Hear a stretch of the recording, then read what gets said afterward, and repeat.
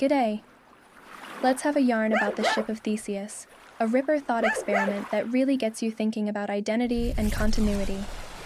The question it poses is a beaut.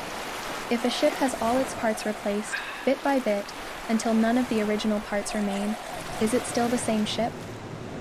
Looking at this through the lens of information theory, it's like this. Each part of the ship carries information about its structure and function. When you swap out a part for an identical one, you're changing the physical bit, but not the crucial information that makes the ship what it is.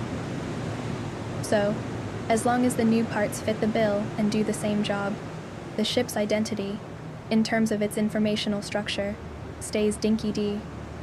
Imagine a song stored on your computer.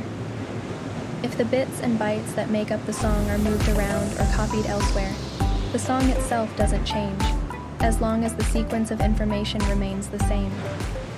In the same way, the ship can be considered the same old girl even with new parts, because the blueprint, its informational identity, hasn't changed. Talking about entropy, in information theory, is a bit like thinking about the ship's orderliness. If you replace a part with another that's a dead ringer for the original, you're not making things more chaotic. You're keeping the ship's entropy steady.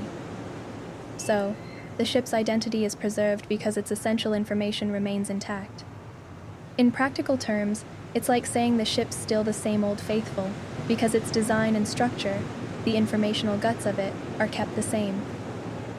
This perspective asks us to rethink what makes something the same over time, suggesting that identity is more about maintaining the flow of information, rather than just the physical stuff.